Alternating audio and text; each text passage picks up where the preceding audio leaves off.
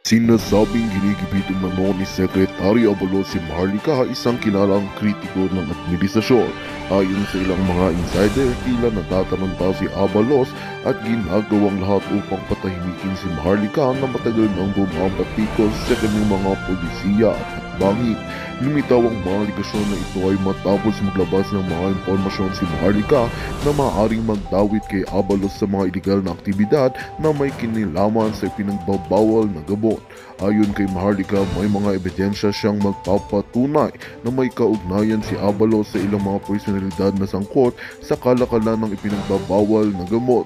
Sa kabila ng mga paratang, mariing itinanggi ni Secretary Abalos sa mga aligasyon laban sa kanya.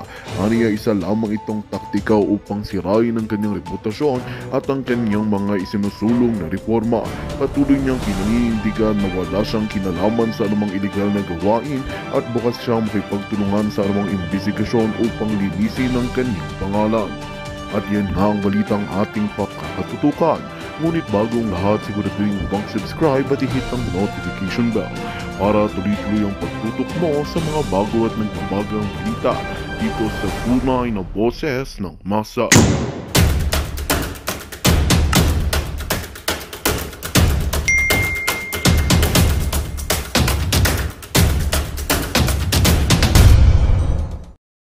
Kayo binaha.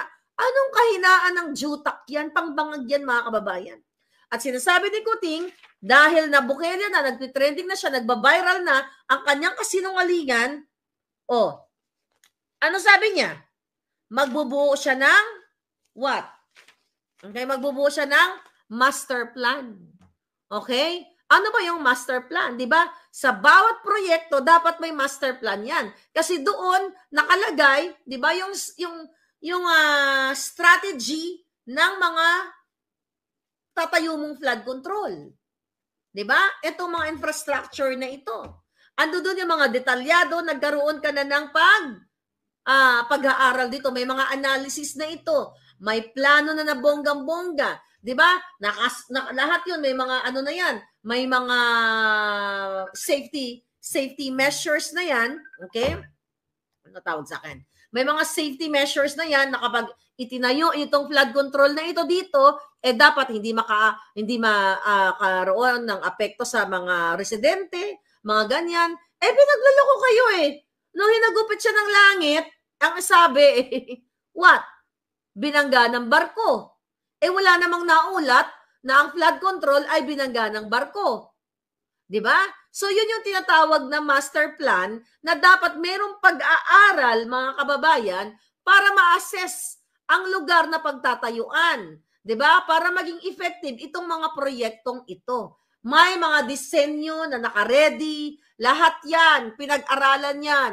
Yung dadaluyan ng tubig, yung drainage system.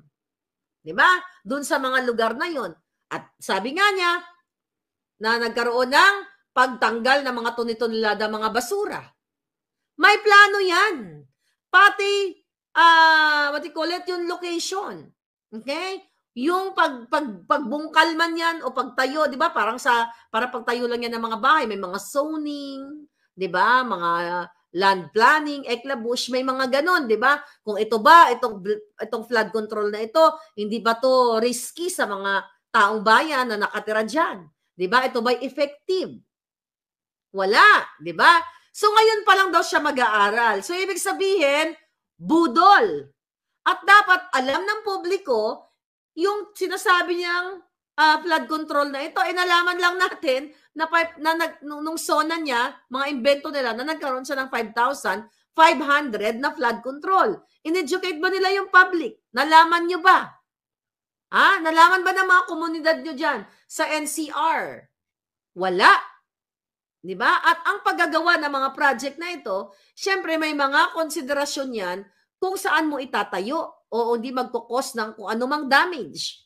Wala, mga kababayan. So yung master plan na sinasabi niya, ngayon niya palang gagawin kasi hinagupit siya ng langit. Sabi ko nga kagabi, kahapon yata sa inyo, na walang proper coordination ang ginagawa nila. Puro lang sinungalingan. Okay? Dahil sila ang tunay, mga kababayan, tunay na deepfake at AI AI manufacturer. Okay. I'll tell you something.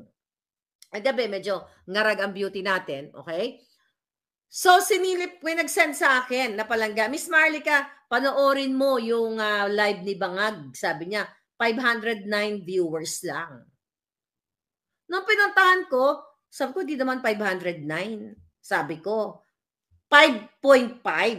Tapos nagulat ako, mga kababayan, yung 5.5 viewers niya, nagiging 5,500 naging 10,000, tumalon. Hindi ko lang nakuha yun eh. Tumalon. Sabi ko, oh my God, paano nangyari yun?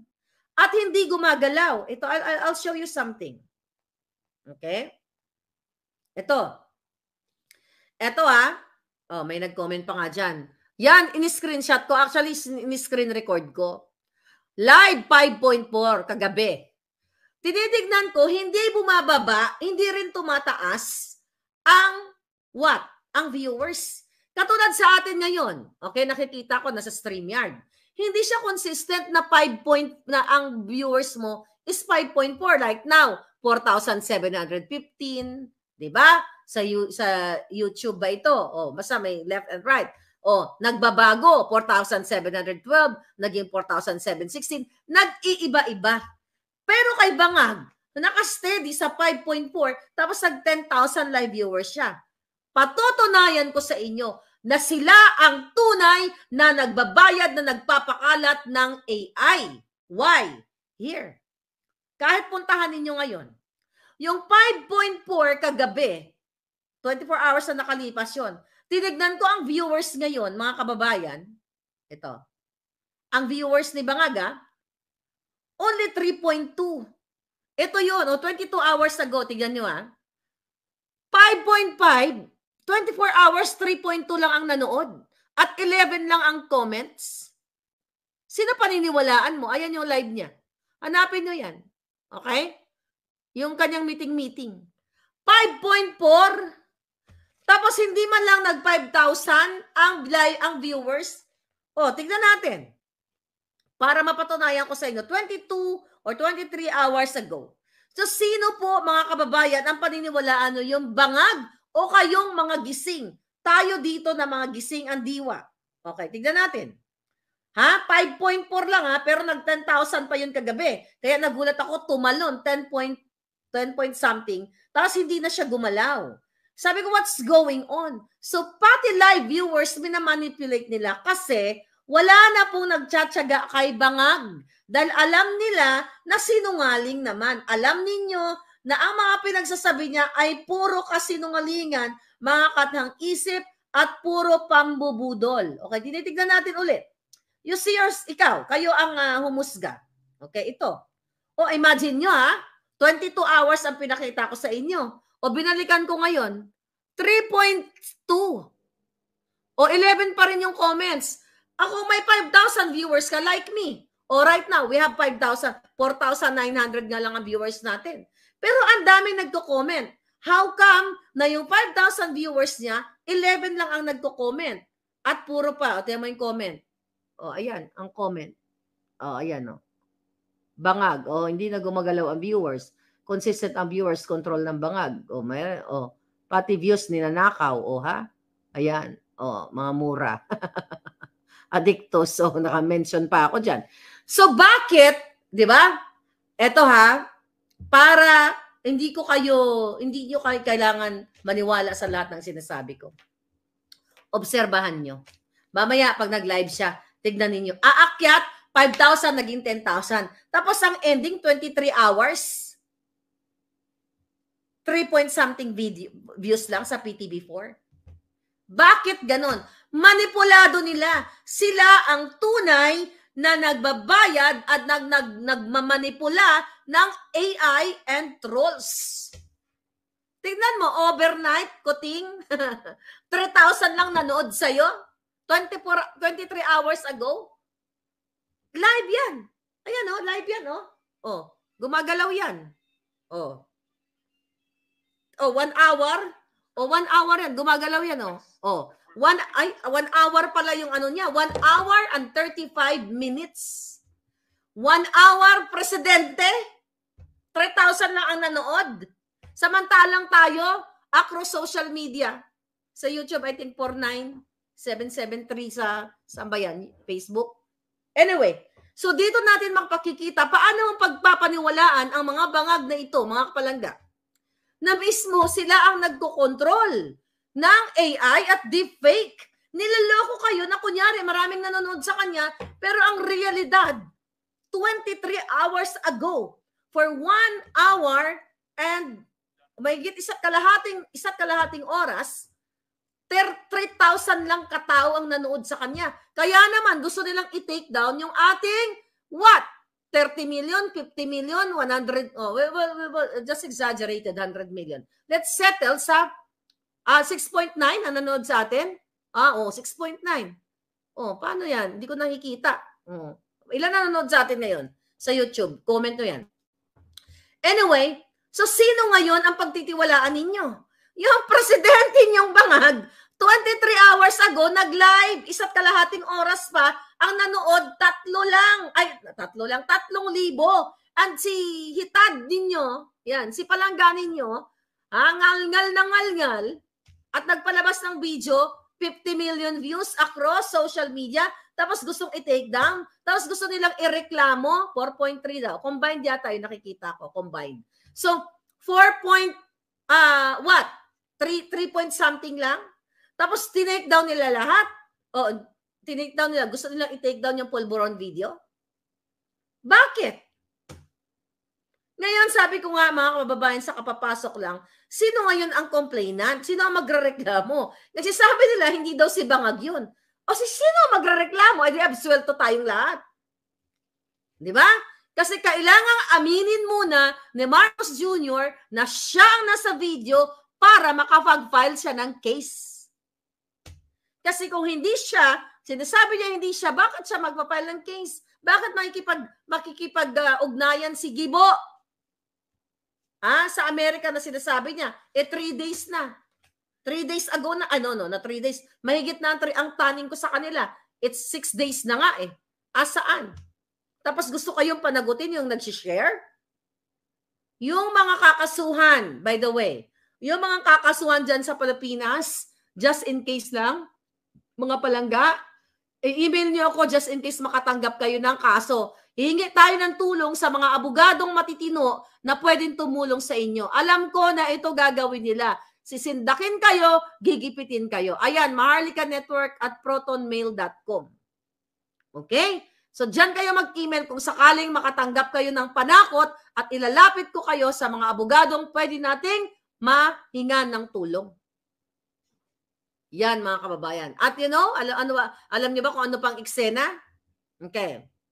Imagine mo, presidente, halos 23 hours ago, 3,000 lang ang nanood. Ano po ang sinyalis yan? Nung si Duterte, ang presidente, sa bawat live ni Duterte, pumapalo ng 100,000 live viewers. Kahit balikan nyo.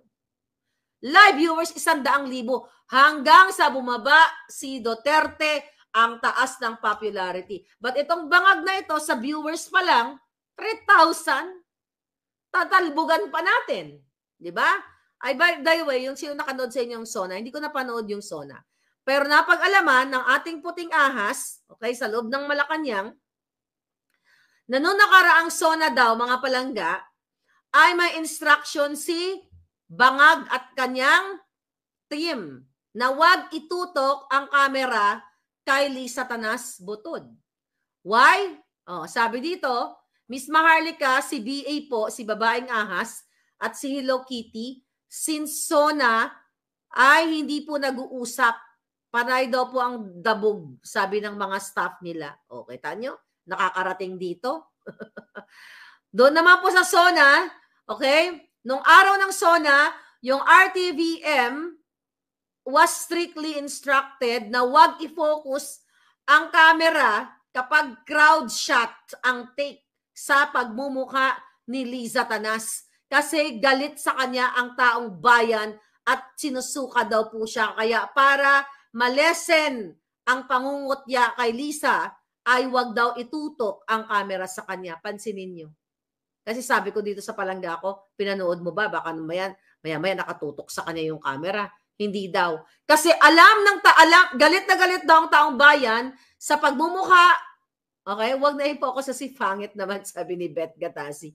O yan ang instruction. Kasi damage control ito. Pero never ever nila makontrol ang pulboronic video. Kahit ano pang bayad nila sa trolls nila, kahit ano pang pagsinungaling nila, bakit sila apektado at magpapile sila ng kaso? The fact na hindi naman sila umamin na si Bangag. Kaya nga, di ba, napakasimple lang.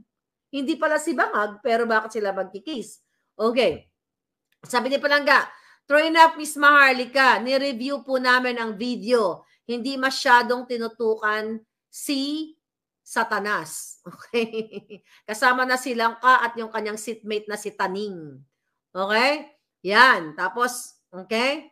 Yun ang chika bumbum. Kasi nga, kailangan ko ba bang ipaliwanag? Kung bakit kailangan magalit ang taong bayan at kayo ay humusga na. Ikaw, Gibo, DND, ikaw, Abalos, NBI, lahat kayo. Ulit-ulitin ko. Bakit ayaw niyong imbestigahan si Lisa na mastermind ng pangingidnap sa Turkey nag-extract ng 2 minor de edad? Kasabwat si Teodoro, di ba? Si Teddy Boy Locsin pala. Si Teddy Boy Teodoro, okay? Si Teddy Boy Locsin at kanyang asawa na ginamit ni Lisa para expedite, para distongkarin ang mga papel gamit ang ahensya ng gobyerno, kasama ang ISAF, kasama ang DOJ. Kaya yan si General si Marzalino, okay? Ewan ko kailan magsasalita yan. Ayaw nila pa imbestigahan na kinasasangkutan ng Lisa Tanas ang pangdurukot ng mga menor de edad. Mga kababayan, seryoso yan. Yan yung inaantay kong kaso ni Lisa sa akin. Okay? Yaan ay kung hindi totoo. Damaging yan kung hindi totoo. Yan pa. Diba? Kung sinasabi ko, ikaw, Lisa Tanas, Lisa Araneta Marcos, bakit ayaw niya mag-file ng case? Kung kaya niya mag-fabricate, gumamit ng mga tao, bakit niya ayaw niya ang kasuhan sa involvement niya sa pag-extract ng mga bata sa Turkey?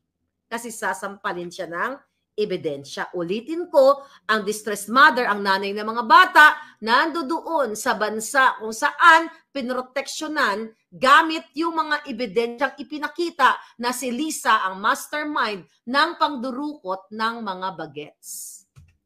Yan ang katotohanan. Kaya kawawa kayo dyan sa Pilipinas kung kayo ay patuloy na mambubudol.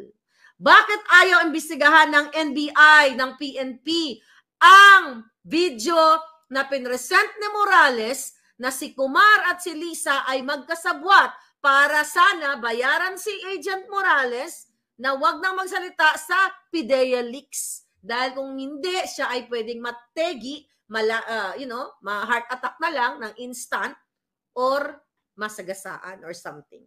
Bakit hindi yan tinututukan, mga kababayan, ng mga ahensya ng gobyerno, NBI, PNP? Bakit? Hindi ba mahalaga ang buhay ni Morales bilang isang Pilipino? So dahil ito'y nagsalita at nagsabi na may isang informante na pumunta sa kanya in 2012 na si Marcos ay sumisinghot ng white powdery substance, tignan ninyo kung gaano po ka-selective at kabangag ang gobyerno ninyo. Kitang-kita nyo na, taong bayan, nakita nyo na, narinig nyo sa video, pero walang ginagawa ang gobyernong ito. Ibig sabihin, ikaw na nanonood sa akin, kung hindi ka kikilos, hindi ka magsasalita, hindi ka lalabas sa kalsada, at mananahimik ka, maaring sa susunod, ikaw ay biktima na ng gobyernong ito. At pwede ka rin nilang gurgurin. Kasi kung yung broad daylight, naririnig ang video na sinasabi ni Romy Enriquez, aka Picoy, na sinasabi kay dun sa kausap na naku, kapag ano yan, pag parang hindi pumayag yan si Morales, pwedeng maatake sa puso o masagasaan. Baka ikaw na biktima. Ngayon nasa inyong mga kamayan. Ganun po nila pagtakpan. Harap-harapan na ang ebidensya, wala pa rin ginagawa ang gobyernong ito. So para saan ang gobyerno na ito? Hindi sila para sa Pilipino. Para sila sa sindikato sa mafia para sa mga kamag-anak ni Lisa na namamayagpag sa smuggling business diyan sa what? Bureau of Customs. Sino? Para kanino itong NBI at PNP na ito? Para sa panggigipit sa Pilipino. Diba? Kayo na nag-share lang ay tatakutin kayo at kayo daw ay kakasuhan. Eh hindi nga daw si Marcos Jr. yung sa video, bakit kayo kakasuhan? Bakit kayo kakasuhan kung hindi siya umamin na siya ang nasa video? Panggigipit. Wala na po kayong kakampi hanggat hindi nagsasalita ang mga matitinong nasa PNP at AFP. Kayo ay nasa dilubyo na. Masahol pa sa baha na naranasan ninyo. Yan ang katotohanan. Hanggang saan kayo magbingi-bingihan? Patuloy kayong gigipitin ng mga taong nasa gobyerno sa mga ordinaryong paggitgitan sa trapiko. Kung sila ay taong gobyerno, tututukan kayo ng baril, sisindakin kayo. Wala kayong laban. Why? Kasi connected sila sa bangag na gobyerno. Kung itong harap-harapan na ang ebidensya nagmumura na, harap-harapan, how much more yung mga behind the scenes na hindi nakikita, hindi nakakapture ng camera, pero kayo ay naaapi. Tignan nyo ang nangyari kay Delgado ng PDEA. Diba? I don't know, hindi ko na may hearing ba. Na tinutuo, inambahan, okay? Ni Lasso. Kumusta na? Abogado pa yon. Okay? Ngayon, asan kayo pupulutin? Saan kayo pupulutin? DILG kasabwat. PNP kasabwat nila. Sila nag-appoint yan. AFP, lahat kasabwat.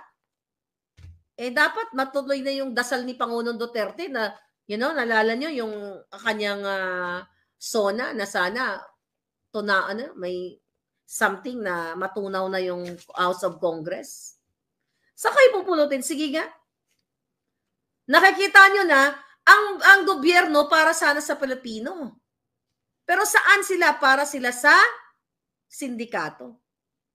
Mismo ang smuggling. Ito na lang, dyan ako unang nag-vlog sa inyo. January. December, ayan si Clarita Carlos.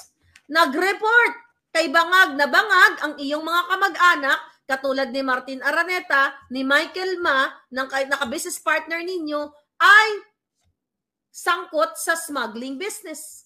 Anong ginawa kay Clarita Carlos? Tinanggal, pero binigyan ng generous allowance. Kaya yung matandang yan, hanggang sa huling sandali ng buhay niya, ililibing na lang niya yan. Kasi naka-generous allowance siya. See? Matanda na, walang paninindigan. Nakita ninyo? Ikaw, Juan de la Cruz, saan ka pupulutin? Kung hindi ka magsasalita, dahil natatakot ka, mamamatay kang duwag. Mas masarap na mamamatay ng lumalaban kaysa sa duwag. Kala ko ba Pilipino kayo? Yabang-yabang ninyo. Pag kayo nasa ibang bansa, pag kayo ay may nakaaway na kapitbahay, ang tapang-tapang ninyo. Nye kayo.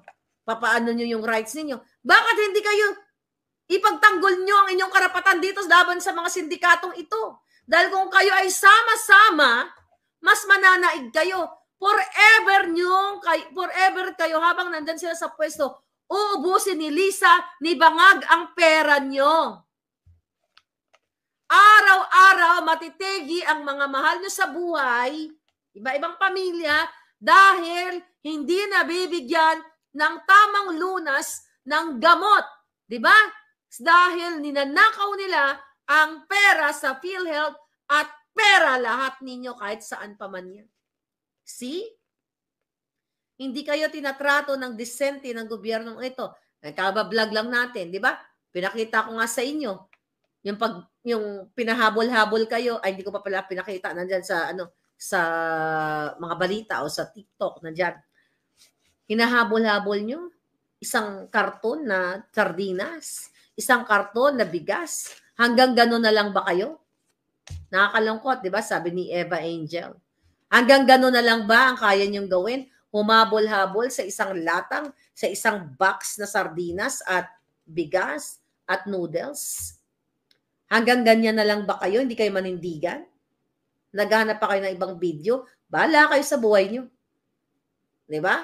Kung gusto nyo na magpakadugyot o magpakahirap o namnamin ang mga kasinungalingan nila, it's not my choice, it's your choice.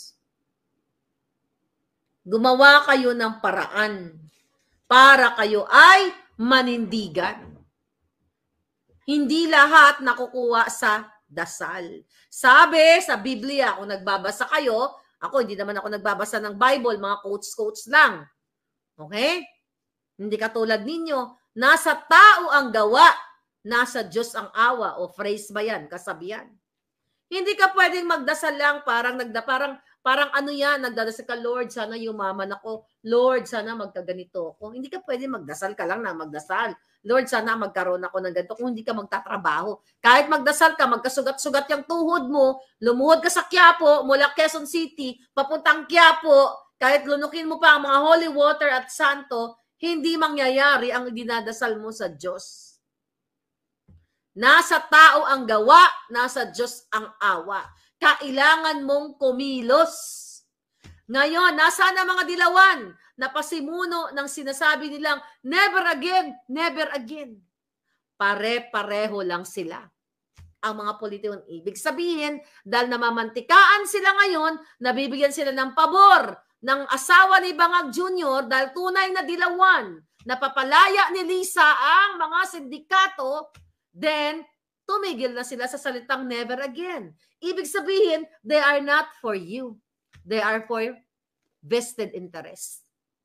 Kapag sila ay kumikita, nakakakuha ng pera galing sa kaba ng bayan, napapalaya sila sa kanilang mga krimen na ginawa. Okay? Ang pagsangkot nila sa mga iligal, hanggat pinapalaya sila ni Lisa Tanas, hindi na sila sisigaw ng never, never again. Diba? So kayo, kawawa. Pero kung gusto nyo talaga maging kawawa, gusto nyo talagang maghirap, gusto nyo magtik-tik kayo dyan ng basura o whatever, magpakahirap kayong gumising sa palengke, pero hindi kayang ibsan ang inyong mga gastusin sa pang-araw-araw, ang mga anak ninyo napapariwara, naliligaw ng landas dahil sa pulboronic, sa shop-shop at kung ano-ano pa, then be it. It's your choice. Hindi ko choice yan. Ma'am Arcelia Sinea, choice nyo yan. Kung gusto ninyo makidnap ang inyong mga anak dahil tinatanggal ang kanilang mga organ or whatever, dahil ang dami mga nakikidnap ngayon, dahil ang mastermind, si Lisa Tanas, di ba? Then sige, enjoy nyo. Damdamin ninyo yan. Hindi naman ako dadamdan yan eh. Kayo. Kayo naman ang papakahirap na hindi makabili ng tamang pagkain. Hindi nyo mabilan ng gatas ang inyong mga anak dahil ang ginagatas lang ay o bukbuk. Is that bukbuk? Yung powder. Diba? Ni gatas hindi kayo makabili and everything. Kung gusto nyo manatiling ganyan, kung gusto nyo manatiling OFW, hanggang sa mga anak ninyo ay mapariwara, lumayas kayo, tumakas kayo sa kahirapan, nag-abroad kayo, kung saan-saan kayo pumunta, dahil umasa kayo na ibangon ninyo ang inyong mga anak, iniwan nyo yung mga anak ninyo, natukso dahil sa kumakalat na shab-shab o pulboronic. Magandang balita ang hatid namin sa inyo ngayong araw. Sa pagtatapos ng aming balitaan, nagbigay kami ng mga mahalagang impormasyon. Maraming salamat sa pagtutok at pagsuporta sa aming programa. Huwag kalimutang manatili sa mga susunod na araw para sa mga bagong balita at mga kwento na dapat nating abangan. Mula sa Boses ng Masa, magandang araw, Pilipinas!